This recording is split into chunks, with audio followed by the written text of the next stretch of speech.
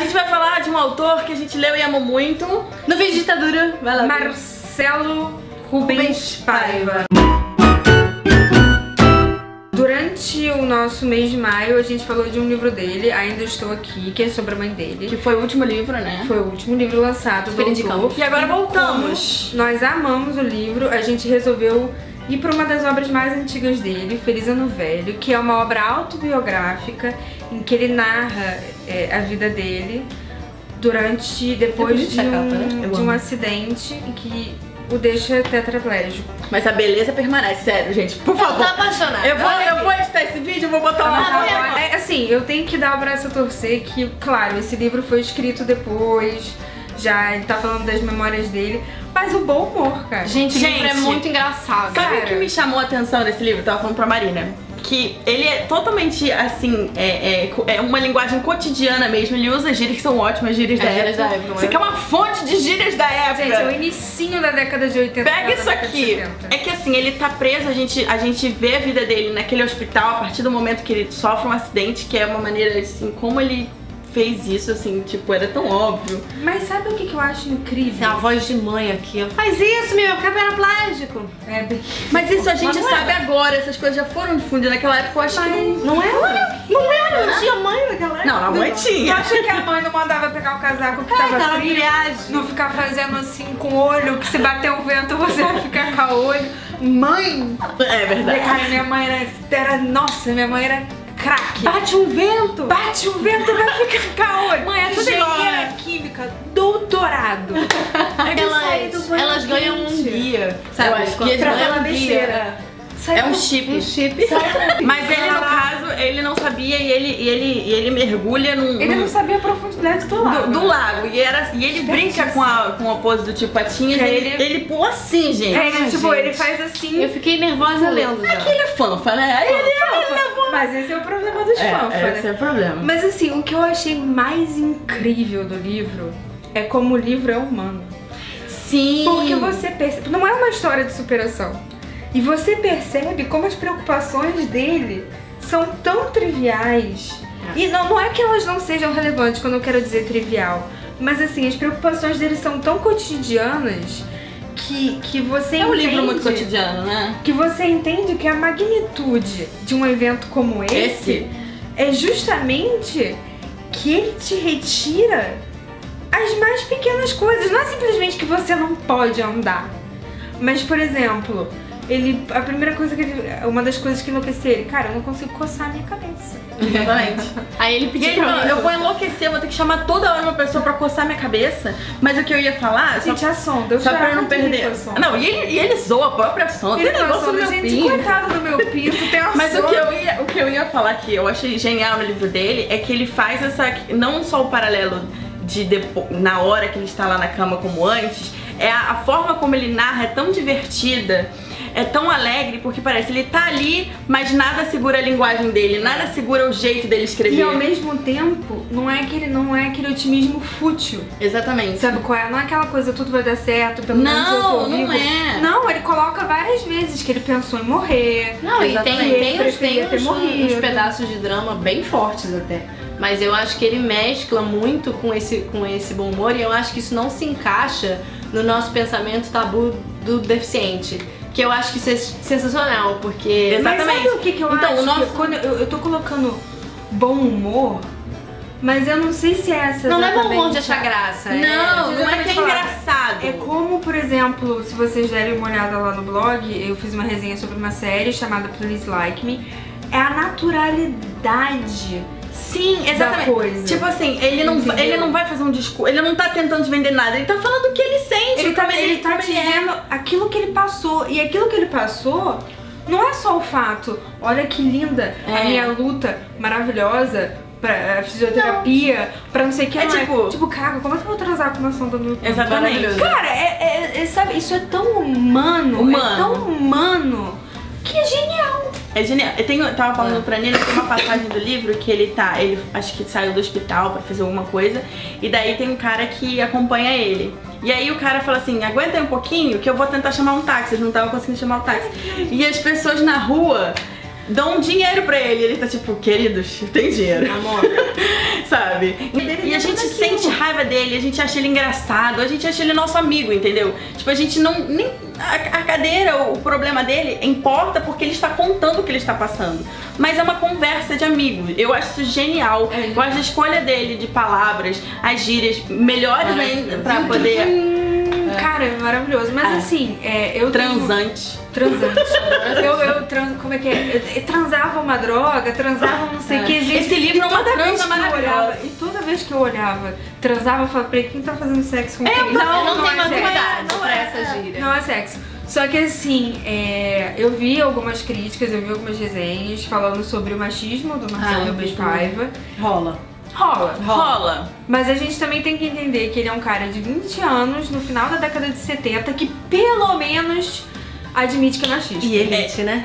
E elite. Assim, isso faz diferença. Ele era da elite. Agora, eu não concordo eu acho com uma crítica que eu li, que o livro é nada mais do que um garotinho rico, mimado, não. e machista. Não, ao contrário. Eu acho que ele tem ponto, eu acho que ele é machista sim, só que... Novamente, o cara no início da década de 80 já tava ruim, mas que pelo menos assume o próprio machismo, porque tem diversas partes que ele fala que ele é machista. Sempre quando tem algum comentário machista, ele reforça que ele é machista. Quando ele fala da república, das meninas, aí ele mesmo se E é uma coisa que eu não encontrei no último livro dele, então assim, eu acho que é realmente uma coisa de idade. Gente. Eu acho que muito pelo contrário do que essa crítica fez, eu acho que Marcelo Rubens Paiva inaugura aqui, porque eu não conheço nenhuma outra obra dessa magnitude ou com essa temática que trate o assunto dessa maneira, inaugura o que a gente já tem tentado, que a gente tem assistido hoje em dia com mais frequência, com mais naturalidade, até essa série que eu citei um exemplo disso, de que a deficiência, ela não te torna sobre-humano e ela não te torna uma outra espécie. Você permanece sendo humano e isso é o mais importante. É nisso que a gente vê. E o moleque que tá na cadeira de rodas tá pensando como é que ele vai Ele falou que ele tinha um outro livro que ele leu, que eu acho que A Minha Profissão é Andar, o nome do livro, que ele leu, mas ele não achou que era abordagem, achou o livro ótimo e tal, mas não achou que era a abordagem que ele queria, tanto que a primeira vez que ele escreveu foi sobre esse livro, quando ele começou a procurar material, e aí ele escreveu esse livro, que eu acho que tem toda essa importância que a Tata tá falando, só pra contextualizar, porque ele fala e a deficiência ainda é um tabu muito forte, gente. A gente vê só pela Paralimpíada aquela campanha publicitária muito infeliz. Que colocaram a Cleo Pires e mais um rapaz, eu não vou lembrar quem é, como deficientes pra aproximar. Mas se você tem deficientes, por que você colocar a Cleo Pires como deficiente? Bota ele, gente. Então eu acho assim, e foi muito, eu lembro que na época foi bem controverso, porque muita gente achou que não tinha nenhum problema. Então eu acho que esse livro é bem importante por isso, porque a gente se aproxima. E assim, nem sempre as pessoas têm proximidade com alguém deficiente. Exatamente. Então a gente tem muito essa coisa de a gente não sabe como lidar. Não sabe lidar, você não sabe como cumprimentar, você não sabe, isso não tem o menor sentido. Quando a gente conversa sobre isso, como tudo na vida, isso se desmistifica e a gente consegue naturalizar isso. E aí vocês estão falando de Big Brother, vocês falam mal de Big Brother. Big Brother teve uma moça que era paralímpica e eu achei tão genial, porque a gente não tinha nenhum problema, a gente via, assim, pelo menos o Big Brother com essa questão, como o livro me mostrou, que são pessoas absolutamente, assim, igual a gente, né? Claro que eu não pensava que era diferente, mas assim, não tinha esse toque, Você tem uma barreira. Exatamente. Ela cria diversos, como tudo na vida. É isso, a nossa cultura aproxima. A nossa cultura, ela cria diversos estereótipos, ela cria diversos paradigmas e ela cria diversos tabus acerca da vivência e da experiência de outras pessoas. Ninguém consegue imaginar um deficiente tão humano sendo ruim, entendeu? Sendo ruim, sendo mesquinho, sendo o que for, porque geralmente a figuração que a gente tem é que eles são ou coitadinhos ou sobre-humanos. Mas não, são pessoas, são gente como a gente. E eu acho que o livro é interessante mostrar isso. É um livro que foi dado em escolas. Parece que a galera da década de 80 leu muito, parece que é um dos mais lido da década de 80. E numa entrevista o Marcelo fala, é tão bom e tão interessante pensar que o livro mais lido é de um tetraplégico, assim. E tudo bem que, né, foi pra dar lição de moral, tipo, não beba e não se jogue no lago. E ok, porque isso, não bebe e não se joga no lago. Por favor. Mas assim, eu me surpreendi muito com a leitura. É aquela coisa, né? Ele era muito novo quando ele E é um livro mas super rápido, gente. é muito rápido. Dia, É muito rápido. Fácil. As histórias dele, Mas, a gente assim, se perde nas namoradas dele. Nossa senhora.